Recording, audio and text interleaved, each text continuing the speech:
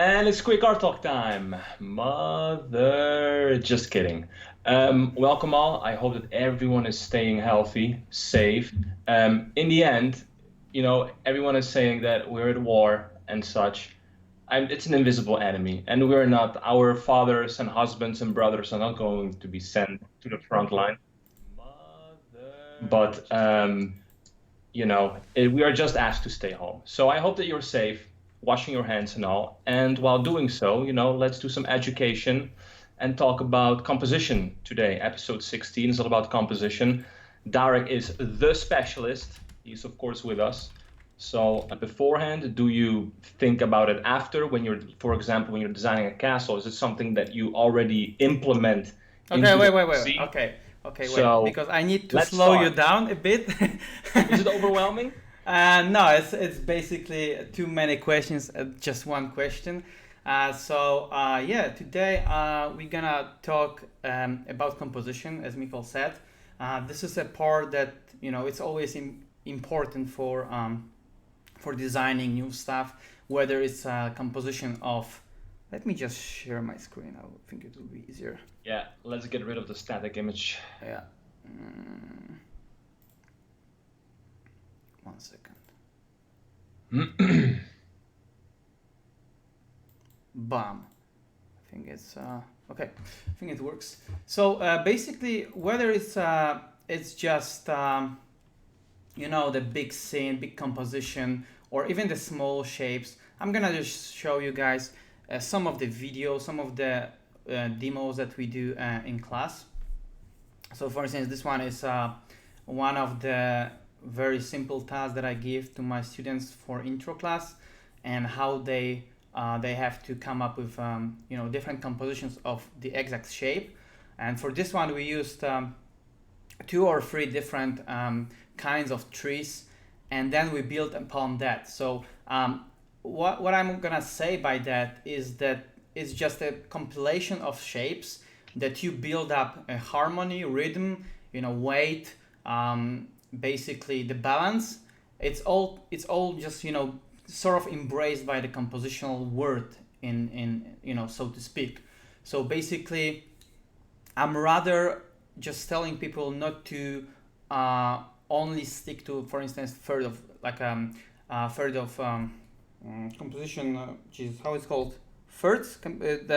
The rule of thirds. The Yeah. rule of thirds, yeah. Mhm. When you just divide picture, it works perfectly when you have 16:9 composition ratio for the picture. But what if you don't have it? What if you have, for instance, a picture like that, the vault that I did last time, and it's more like 235:1, more movie, more cinematic composition, more like wraparound composition, and you cannot really stick to that rule of thirds, because you already stretch the canvas. You can divide it, but it's not gonna be as efficient, for instance, as Just to interrupt you for a minute, I'm not sure if everyone can see the screen because I still see the static thing going on. So no, I think you can see that. I just refresh. maybe just the delay. Yeah. Yeah, guys, if you have like any technical issues, please let us know. So I'm not just talking to myself.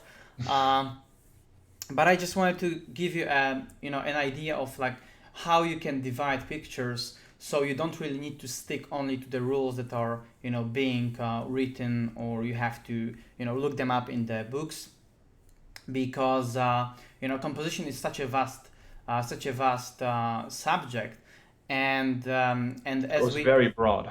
yeah, it goes very broad, and as we mentioned, it can be applied to all different kinds of designs. Because for instance, even when you do armor design or gun design, it's basically composition of shapes. Of course, it has to have a special function, or like a function that's being already established before you even start designing. Of course, gun is shooting, and you have a reload, you have the a bullet magazine, and all that stuff. So on the other hand, you are playing with the shapes.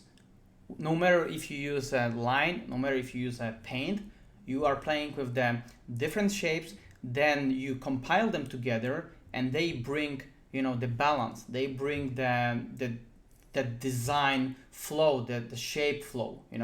So So would you say that composition is the same as design? When you said, like, for example, even when it applies to something like a gun or a hardware piece. well, it's something that you cannot just go without. You cannot just go Mhm. without composition and still do a design, because even when you design, and I mean whether you just do pure 2D line art or you just paint the shape, you still have to compose things to bring the Mhm. balance, to bring the value, to bring the weight, to bring the function by the shape, basically, right? So no matter if you just build a huge scene like that, when you have composition of different shapes, and this is a good example of 16:9 ratio, when you sort of have like rule of third, even though I don't really like sticking to that, like just literally, like just, you know, making the lines, and like where is like my crossing lines in those 3 points. I don't really like thinking about it because it sort of like limitates me. So I rather just call it, like it works good for 16:9. But what if you have like a very broad, very widespread composition like that, or even more crazy, what if you have like vertical composition, right?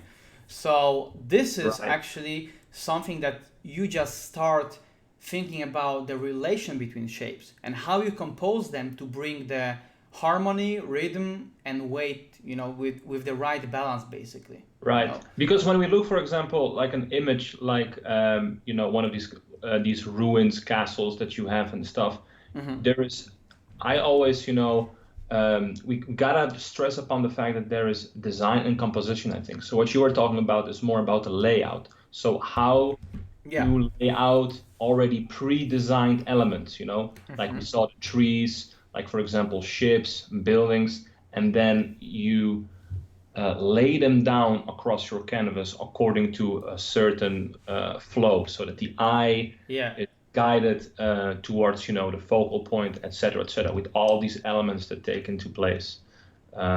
So yeah, I think that is very important to mention, because when I was starting out, I was neglecting composition all the time, and it's actually thanks to you, like Well, with even painting though you friends. It's like, even though you started like studying from the tanks, for instance, right, or vehicles, you have certain shapes or certain elements that by compiling them together, you can automatically associate yourself with, oh, this is a tank, because it has like a tower, it has a turret, right, it has a cannon, and it's because the composition of the shapes.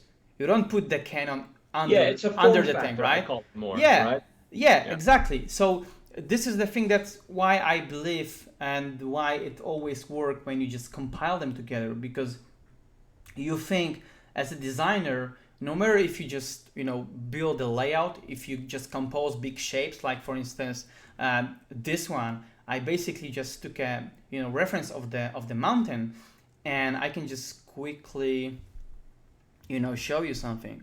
Let me just load this one in.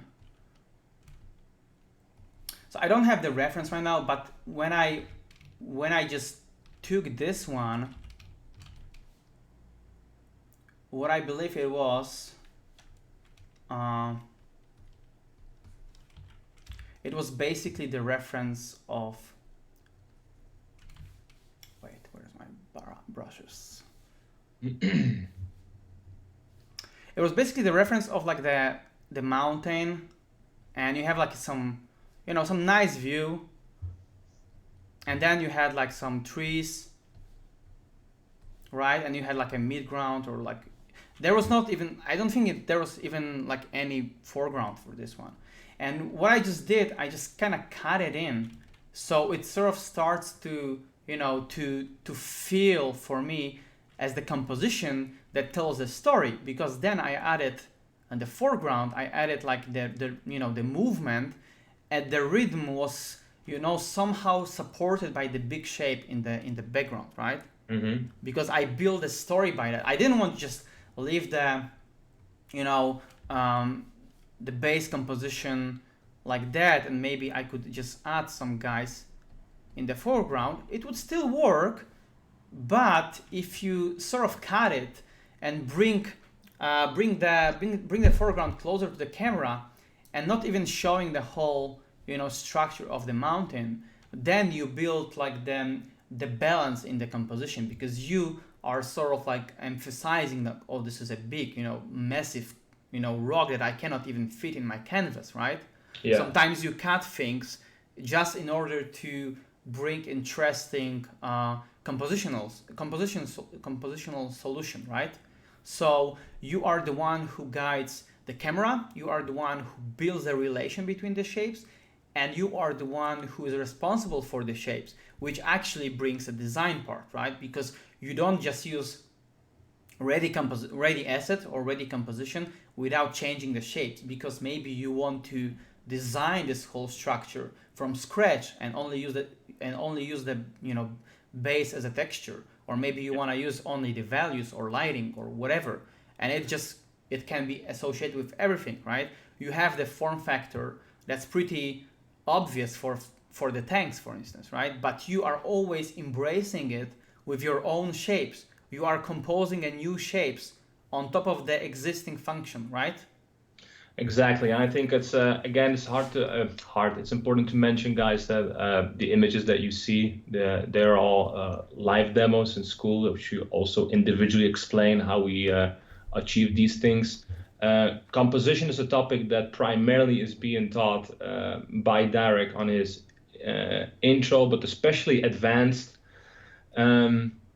environment design classes. But that knowledge also leaks through the rest of our classes, our mutual classes, my classes, because we really teach in a way that all that knowledge nicely syncs up, and we make a fundamental layer of that so you can use that knowledge and apply it to everything. So even though you'll be teaching composition, you will be learning about composition in those classes with examples, with environment pieces and layouts. And you'll be like adding horses and men, like these are all elements, and they really reinforce the feeling of how big a mountain is. Then you can play with the lighting. That also is a part of composition. And with gaining such knowledge for environments with a larger explanation, you will be able to achieve that with all kinds of topics, including hardware design, characters, etc., etc. And here it is also very easy and nice to see that as a concept artist, a successful concept artist, you're not only responsible for designing shapes, but composition. Man, it's so important. The way how you present things, a shape, and how you light up, and what camera angle you use. You're basically becoming not only the concept designer, but the lighting artist, the camera operator. All that stuff becomes very important, how you present your image, right?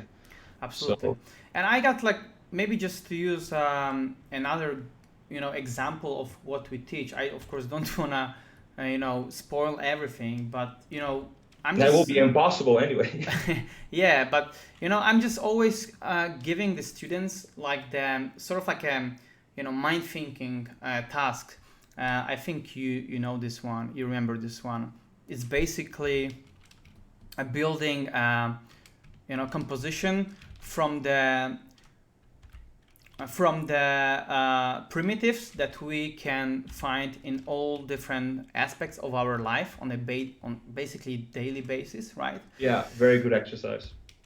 So this is something that when I present that in class, people say, "Oh, how am I supposed to build anything out of those three shapes," right? And I just sort of give students the freedom to use 2 or 3 different values. And for those who are listening to us, you can of course ask questions. You can of course also, and I just encourage you guys, you can share it with your art friends, because I think we want to do more quick art talks that are actually essentially showing what we do in class, right? What we sort of have like as our insight from the school. So for those that we will see in school, it might be going to be familiar already. For those who were part of the school, it's definitely familiar task. So basically, I'm just making sure that all my different primitives are on the 3 different layers, and I can just do a group of them. and then I can just sort of like duplicate the group to keep them all adjusted at the same time having the base ones. So for instance, let's say I want to build a composition out of that, right? And people ask me like, oh, how you are going to do that, right? You might just use maybe only triangles, maybe only squares, maybe only wheels or circles. But I want to use all of them and just show you by the weight of them you can build interesting harmony, right? So for instance, I'm just bringing triangle maybe to the foreground, maybe even like that. Then I have some shape that might be, I don't know, like some huge shape, or like some tower or whatever. I can basically stretch it and even make it like bigger. It's like, and I'm of course keeping in mind that I just want to use 2-3 different values just to sort of like divide the planes. And maybe let's avoid like clean, pure white canvas. So just kind of make it like slightly, darker. And then we have some sort of like circular shape, but I can see that this is like coming like some, not very friendly triangles going on here. So maybe I can maybe try to build a new shape out of my squares, right? Oops. Yeah. It's gonna be like just super, simple one, but just to show you what this task is about, I'm gonna just incorporate another value. Another important keyword, like what I think is going on here is, the harmony is the key feature of that is balance, of course. Composition is all about that. Once you have, for example, white canvas and the focus and the complexity of the image, all the shapes are on the left and the right feels kind of empty. That's probably a poorly executed composition, even though the elements alone, the design alone, can be nice and great, even according to its values. But it really comes down to how you lay out and find that perfect Goldilocks balance so that the composition reads nicely. If you spend time on designing something nice, you better make sure that you also spend some time to present it nicely in the best way possible you can. And composition is a huge part of it, of course. Yeah. So as you see, I'm not even adding like any new stuff to that. I'm just it's basically like a, like making things out of like, kit bash elements, right? You just take things out from the existing, element that we started with, and just cut them, maybe just just gonna bring it on like many different levels, and you can create like impression of lighting. You can there's like opportunities are endless, and you can just suggest this like a BB going over this desert, and there might be some like a wreckage in the background, whatever. But that's how you sort of like start building the story. And sometimes I ask students to, you can start with the story first. Let's say that maybe 1 or 2 words, keywords for what we're gonna use in terms of like usage of the subject, or you can just go with the flow and try things on the go, and see, maybe I can just, for instance, use only the wheel or circle, and maybe I can just pick up triangle right now. I can even squeeze it, right? Like just this is the one that I always sort of like show to the students. Good example of having the same shape but repeating that, even though I don't use basically like 2-3 values, that's it, but I'm building another really important factor. So basically composition, it has just something more than just pulling together shapes. You also build the same shape, or you also build composition with the same shape, and adding the rhythm by duplicating the shape, right? And then when you, for instance, have the same shape in different dimensions, or like differently positioned in space, you build another aspect, which is depth, right? Yeah, exactly. I think this is like a very also nice way to talk about value, I guess, but we don't want to overwhelm people here as well. Yeah. But value is just creating the sense of depth for those of you who are totally new to concept art or are watching this, out of pure curiosity. Of course, there are always some of our students watching this, so they have been hammered down with this through their heads for sure. So yeah. And then of course, yeah, you can just start from that. And so people's like, oh, but how am I gonna improve this composition? You can start, of course, what Miko actually mentioned, by incorporating, for instance, new values.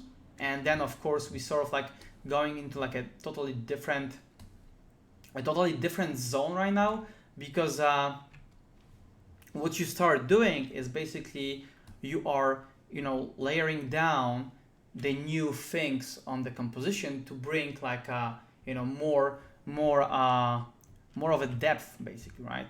So like lighting situation and lighting conditions, and you can just suggest many things, right? It just goes. Can you share with me your screen live so I don't have the delay going on? Yeah, absolutely. So I make some comments as well. Oh yeah, that you should have told me before. Yeah, I know. There we go. So basically, yeah, you can just start like incorporating some nice lighting, just to sort of like build. Just suggestion, right? Just suggestion, right? And then you can even add something more, which is basically, having in mind that those shapes of those, for instance, shapes or whatever is flying over, can be duplicated like, million times in space, and we don't really need to see that, but you can suggest that they are still going on there by, for instance, placing down the lighting situation, right? Or like just suggesting that there's like a more casted shadow on the sphere in the midground, to suggest that there's like a huge army flying over. So possibilities are endless in this situation. With these shadows going on, I'm tempted to like draw the ships according to those shadows there, Yeah, absolutely. Because nice Star Wars scene, beautiful. Yeah, it's just a quick, it's ugly, but it's just, I just want to show the purpose of this task, right? That you have plenty, or actually unlimited amount of like different, ideas that you can generate, that you can showcase different compositions with just simple free primitives. And of course, on top of that, you can start painting, but I'm just always encouraging people to start, very light, with just a snippet of things, right? If you have, for instance, the square, and you want to build like, I don't know, like let's say that I'm gonna just build some cool hierarchy or harmony with those. You can just duplicate this shape, of course, many times, and then you already built like, maybe I just sort of exaggerated. Let me just go back.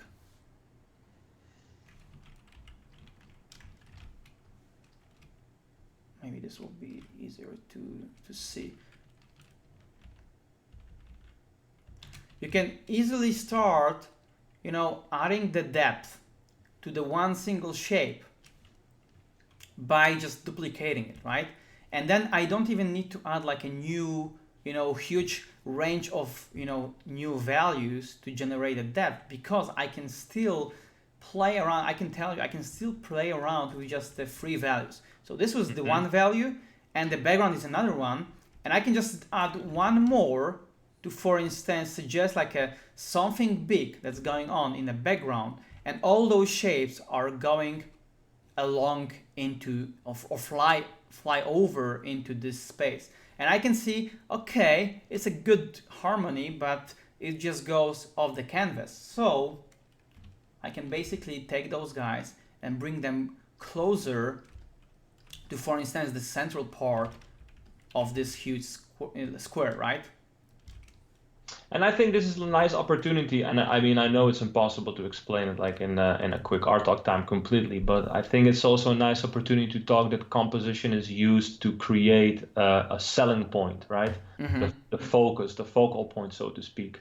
So here we see, these objects, whatever they might be, basically pointing towards the selling point that still might be designed, might be some huge gate, huge portal. Maybe we can even like make it something more special. So we can maybe add something like that, and now you have a perfect sense. It actually starts to have like a perfect sense. Why those sort of elements are flying over into this big something, right? Yeah. So what can we learn from this, guys? Like, you can see that with a simple illusion of values, you create depth, and with the layout of shapes, you create a feeling where your eye just starts to flow towards where you want the viewer to go, right? And that is why also concept artists are kind of also like, almost like cinema directors, right? Because you are deciding where you want to point the viewer towards to. So yeah, around the center, again, you can play with light, you can play with complexity of shapes, etc., etc. These are all layers of knowledge and work that come on top of that, that become on top of this very simplified layout. But yeah, it's a very nice demo, man. It's very effective too, as you can see, guys. And then, of course, as Michael mentioned before, you can just take those shapes and separately design them off the canvas. But you start like building some harmony, and you have some sort of like composition already blocked out, and whatever it is, you are going to decide right later on. So you can see that you can be as you can simplify basically everything just to make your life easier. And you can be as rough as you can from the very beginning, but then it just sort of like you build on the composition, right? You build the relation between the shapes, you build the movement, you build the depth, and then you are deciding on what to design specifically, right? Yeah, of course, applying that with proper reference. Never work without reference. Good photos will always, have always, a good layout of their compositions. More about reference can be seen in one of our first episodes, which was episode 6. So go watch that one if you want to know more about the reference. So as you know, even our episodes start to like, link to from knowledge to knowledge. And like, even when we're now talking about composition, I want to talk more about value, lighting. But yeah, it's simple for now. It always brings like a new Yeah. subject, and I'm just scrolling through some of the works of our students. Maybe we can show some examples.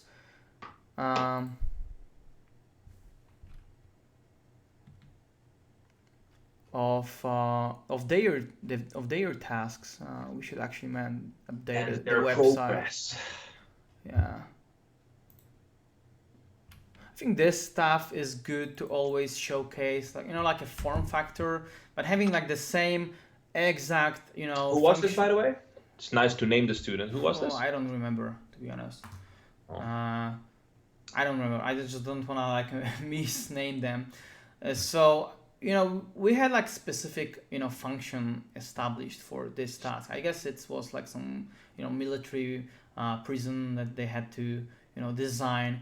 So basically, the function was given from like back in advance, but they sort of like play around like given brutalist architectural form factor, so they could play around with like the shapes that were sort of like given by looking at the German bunkers, for instance, from Second World War, Yeah. and then they just sort of like build on top of that to sort of find like a nice composition of shapes.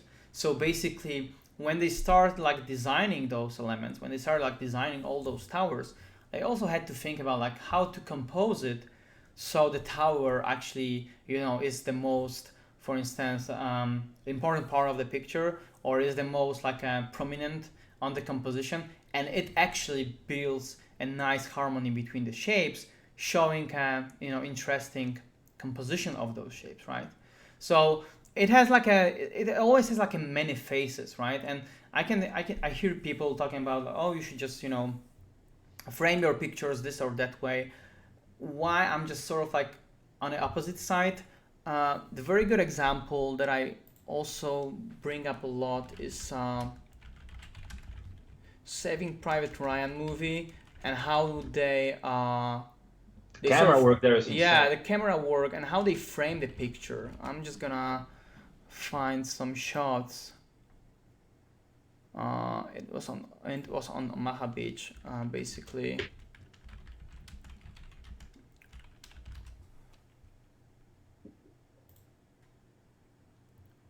Yeah, for instance, like when you have those, you sort of like framed it.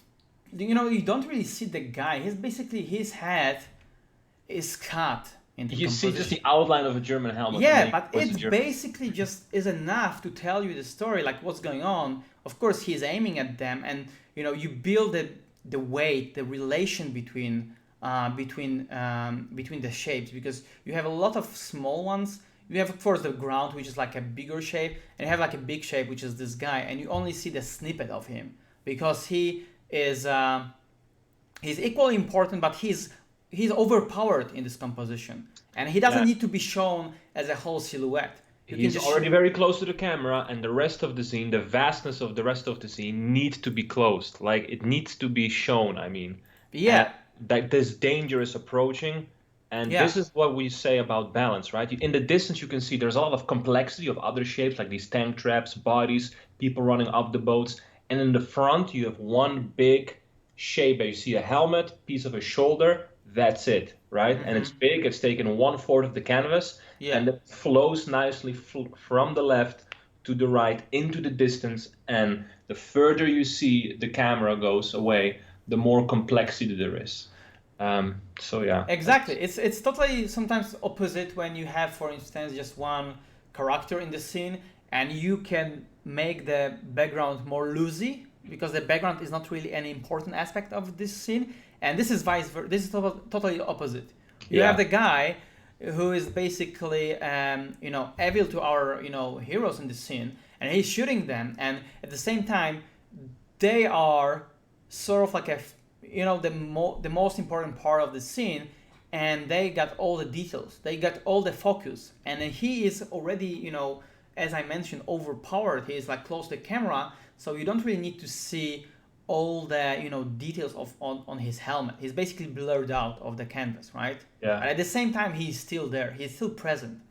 So yeah, camera operations in this movie was incredible, because why I'm bringing that up is because there was one of the first movies, if not the first one, when you actually saw the action scene, seen through the eyes of the soldiers that were running through the beach, right?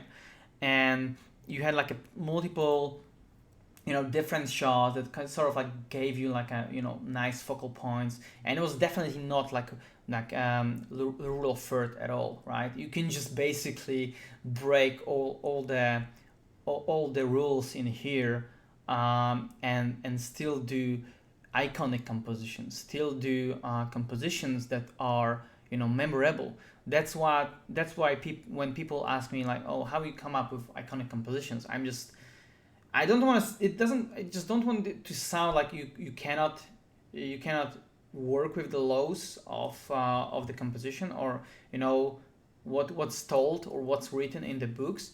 But at the same time, you have to understand one thing. When you listen or when you read the book about the composition, you are actually trying to understand the topic through someone else's eyes. And this movie, for instance, is a good example that you can bridge the laws of the compositional choices and still bring something that's totally original, totally iconic, and it's definitely memorable. It basically even boosts the emotions in the scenes, right? Very much, yeah. It's Saving Private Ryan, such a masterpiece. Playing with skill, playing with the camera. They are very like even the shot that you've shown was really like the focus was on the protagonists and the enemy, kind of the bad guys are also shown, but like very fast from the shoulder. Yeah, Just to show that the enemy is kind of there. But even in that shot, you cannot see the enemy because even from the perspective of the soldiers, the enemy was far away, hiding in bunkers, mowing with those MG42s at the Americans. And it was very nicely reflected in the movie in a very chaotic way too. It was chaos and madness was shown in the start of the movie basically, and it yeah. was It was very it. very well captured. I know that they faked some things like the it was not the real representation. Like the distance between the beach line and the bunkers in real life was way further. And the movie was, of course, way shorter because you want to play with the composition effectively. So you cannot have the bunker super far away if you have, a shot from the camera that is showing, the American soldiers from almost first-person perspective. Then you cannot have the bunkers too far away because Yeah. then you kind of lose the impact. So it And, needs to be a nice balance between what's realistic and what can be shown cinematography wise. yeah, and at the same time, of course, the movie is sort of like fast and like it's more like um, it's basically a speed up version of what was in real life. And when I was reading about how they shoot the movie, they of course couldn't use the real Normandy beaches because of the historical reasons. So they sort of have to find like a replacement beach, and it was actually, as you mentioned, you know, uh, it was more narrow than actually Yeah, it was in the real life. But the important aspect of like what I was mentioning from about the like just totally breaching the laws of composition is basically this shot. You basically follow the eyes of the soldier, and you basically see the scene as you are part of the action. This is just yes. incredible because it lets you immerse yourself into the scene. Look at this. It basically was free-handed. It was the camera was basically, seen as you were the eyes. The camera was your eyes. And look at Yeah. this. It's just shaking. It's like crazy. It's like very dynamic. But it builds, emotion. It brings emotions. Yeah, and you see that that's what I mean. You see in the background those huge bunkers kind of overwhelming the enemy, whereas in real life those bunkers fell way further away, right? Yeah, But as exactly. dangerous, because a machine gun fires, for a longer distance, and there was also artillery fire mowing down. But in this movie, like you want to have those bunkers kind of embracing, like overreaching you and overpowering you, and that sense is very nicely put in there.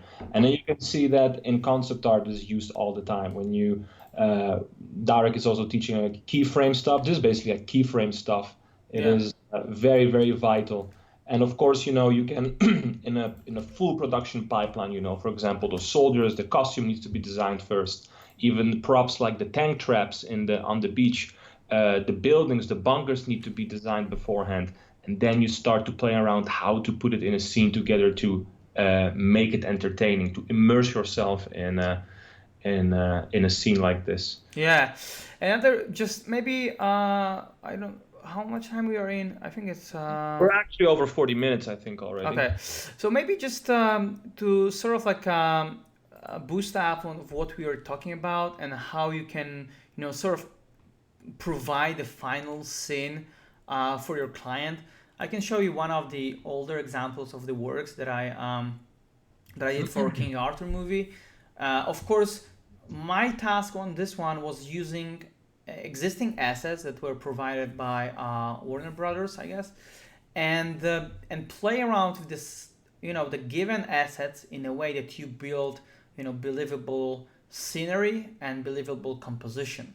So sometimes it's something that you basically have full control over only the composition, right? So in this particular scene, in this particular concept art piece, you are the one who is basically pulling all the Legos together to bring interesting and memorable scenery. You cannot just go over and crazy and redesign all the assets because they are basically given to you.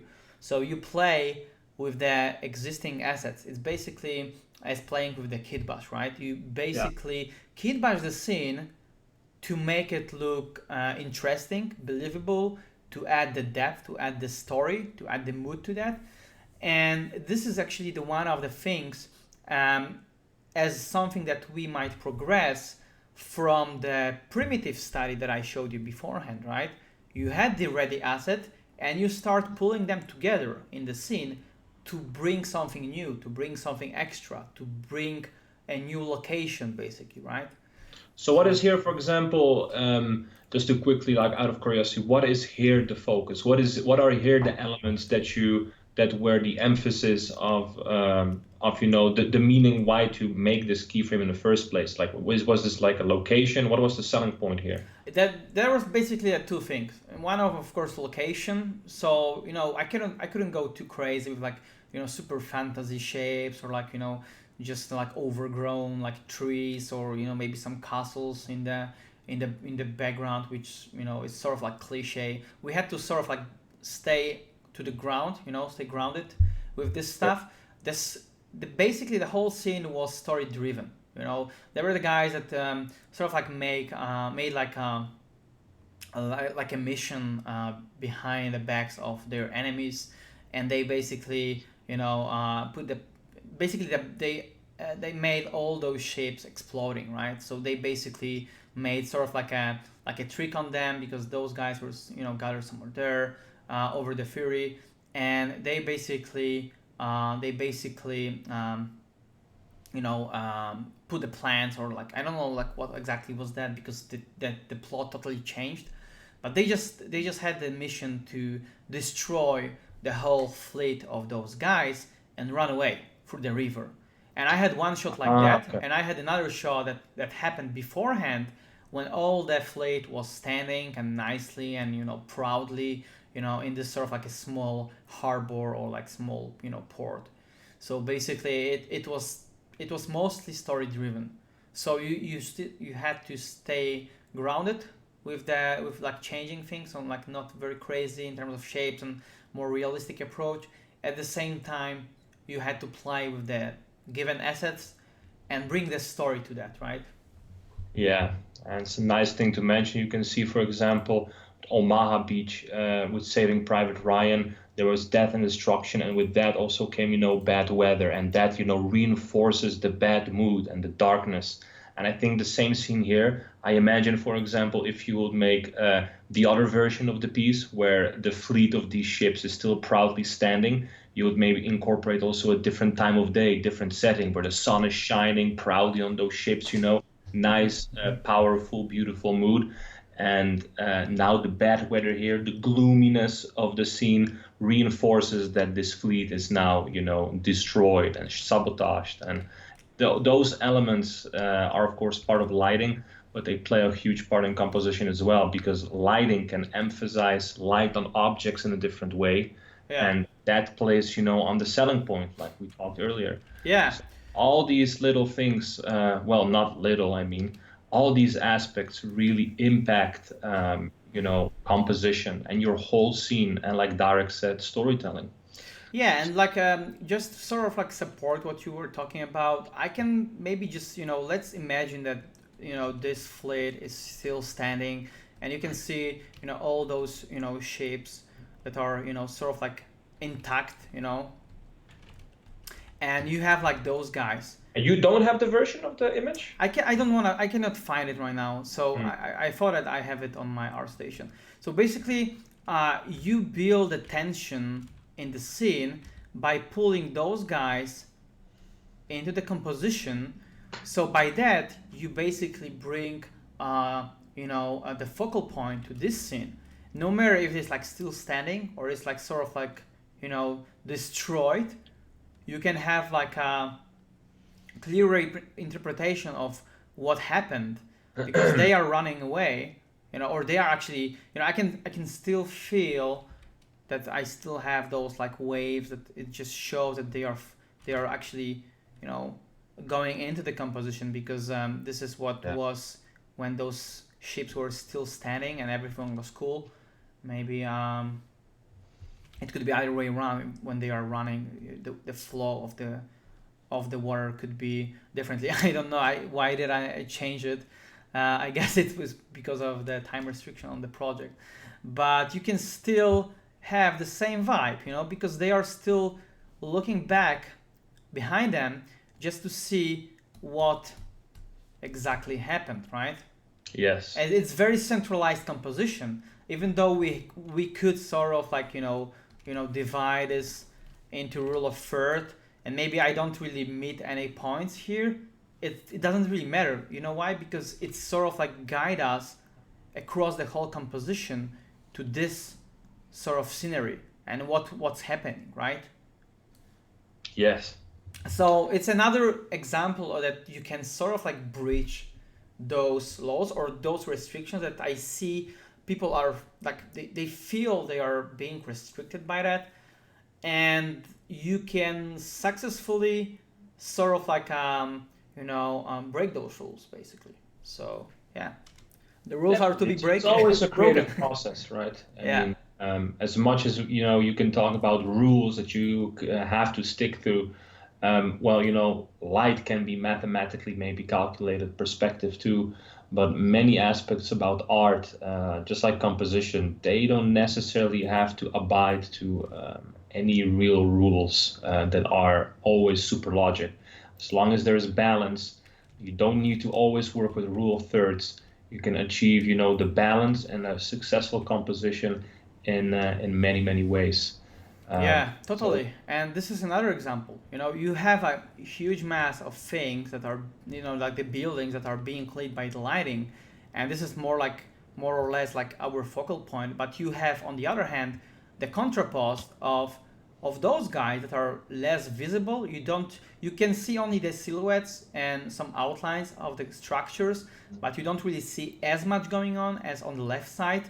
But it still sort of brings the balance, right? Because if you have to break this composition down, and you can do it very quickly by, you have the flow here, you have like some, you know you have some houses here,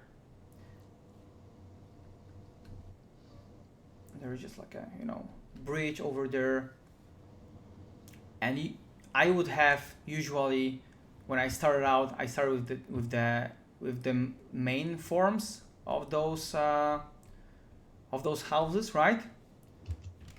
We have the water, we have the guy. first of all, what would be the selling point be of this image for mouse guard that you did? It's based. That's what I wanted to actually mention, because Okay. when people start looking at this one, they see like beautiful lighting coming in and overshadowed area here.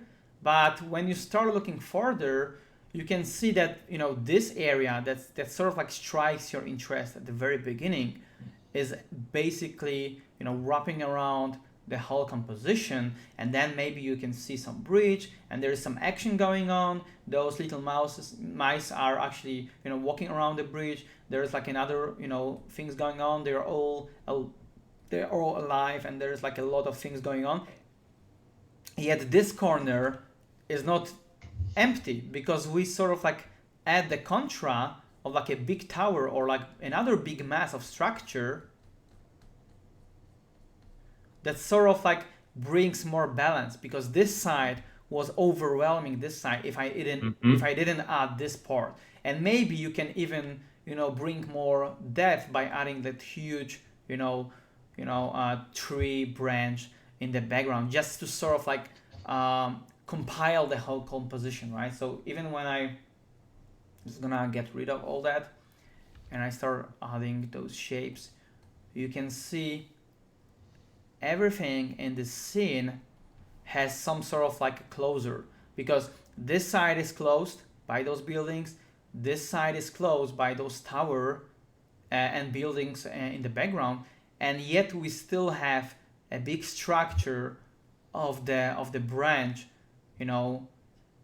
stretched, through the whole composition, through the whole canvas, to build some relation. So you don't have like much of like a negative space, and even if you have, it's basically put with the right values, because Yeah. those elements are just basically dimmed down, and even It's like killing two birds in one stone, because in this kind of work you really had to emphasize that mice are small, little creatures, so you have to sometimes really remind everyone that the world is on a different scale.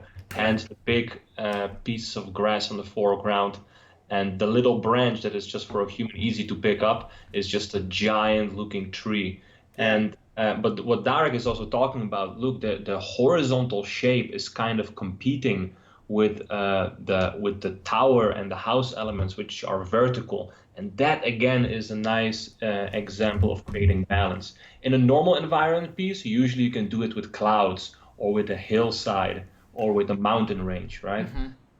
Or with vegetation like Darek did here. Yeah, So you sort of like bring like more tension between the shapes, and when they cross each other in those elements, it doesn't mean that it has to be a focal point, because in yeah, this situation, if I turn this piece into a black and white, I can see that I play with the values to sort of like suggest the movement of how I'm gonna, guide the viewer eyes towards the composition, right? So it starts with something that's the most flashy in this yeah, area, but then you wanna research this area. You go farther and farther, and even when you lose most of the structures in the atmospherics here, you are still able to see and tell what sort of like structures are we dealing with, because I did loads of this sort of stuff, which was going to be informative for 3D modelers. So it had to be like a level design, it had to be structure design, and of course the key art, which sort of like build the whole composition. So yeah. as you said, it just stop like multiple birds at the same with one knife, or however you want to call it, because Stone. with one stone, or yeah, because you wanna basically be as informative with your concepts. Yeah. You have architecture structures, you have composition, you have mood, you have atmospherics, and you have scale, as you mentioned before. So yeah, it's pretty much a lot of things to consider, and why this sort of stuff is always taking more time, because for instance, in many cases, and I remember when we were talking about it in classes, I took separate things that I'm gonna use for the final key art and design them on the site, as it was with one of the maps with like evil tents guys, and I had to design all different structures of the tents before even putting the final composition. So when you have for instance, this one from King Arthur, I was just basically playing with the ready assets. In those situations, I was playing with the assets that I created beforehand. So it has like a full spectrum of concept, right? You have designing the props, designing composition, and designing basically the whole frame. So yeah, that's how it is. Briefly put, yeah, I think that was a nice snippet of what we do at school as well. Remember, guys, composition talked about a lot in advance and with more hierarchy in the environment classes with Darek. All that knowledge, of course, leads to the digital painting classes and hardware classes with me. On another side note, I was checking out questions. No questions. I think everyone was listening, very, very focused. I think it's a Nice. good way. I think it's a good way, an opportunity to finish it. Unless you have to say something more, Darek. I'm good. I'm good. Awesome. I'm just gonna mention that you guys, if you have like any questions, of course you can always, shout or just send us through our focal point Instagram or through our personal accounts. We're gonna do more and more sessions. We have a new session coming up this Saturday with Rafael Lacoste. So we're gonna talk about our Fucking rock star. yeah, we're gonna talk about our directing Assassin's Creed franchise, which I think most of you guys would be interested in. And yeah, just click the subscribe button. Just share the podcast with your art friends. We are just starting out with this channel. We just gonna build it up. We do a lot of things on the go. We kind of want to keep this format casual. We're gonna keep it very organic. Sometimes Yeah. maybe The too school is chaotic, but organized. This is casual, right? yeah, Yeah. because we are not at school right now. We are all under quarantine. We actually went back to do some work after we got quarantined. We also develop our own projects. We do some collaborations for upcoming focal point terms. Of course, so for now we have to be put on hold because of obvious reasons. But yeah, the only way to reconnect with you guys is just doing those streams. So please Yeah. share with your art friends and stay tuned and tune in with us on this Saturday because we got a great guest. Exactly. And maybe one final closing statement. A big thank you to all our current students that are hanging in on there and having faith in us. All the new people that are asking if we're going to do online, if we're going to switch to online. No, the reason is simple. Our way of teaching is physical, and we believe that our methods can only channel the best if we keep on doing it physically. So we rather gather our strength and energy for later when we will be able to Yeah. start with the postponed term that had to be postponed, and the new date is 16th of October. Already Hopefully most of the it's spots. the right date because Yeah, I just keep my fingers crossed because like we are aware of what's going on in this world and the situation is pretty intense, pretty tragic, and in many countries. I think in Poland we still are before like this sort of like a huge heat wave, I guess. So well, far knock on wood. For now, it's okay, but so far so we'll see good, what happens. but Yeah, already plenty of people are dying, which is tragic, and we just had to act according to the law, and that was sort of like given by the government. So hopefully for now, 16th of October is the final date. We're gonna you sort of said like 15th or 16th? 16th. 16th, So yes, we 16th basically October, gonna guys. we're gonna resume what we didn't even start with the spring term, and Yeah. I guess we're gonna open some additional spots for people who want to join us. But we're gonna keep you updated about it. For now, let's focus on our talks and stay everyone safe. Stay at home, please. Just take care of yourself. Do art. Yeah, let's rock. That's the only thing that we can do. Yeah, don't panic, keep on working, help other people if they need help. Other than that, pick up things that you couldn't do. So yeah. Yeah, awesome. Thanks for guys for watching. I hope you enjoyed. Thanks, Darek, for explaining so many things actually.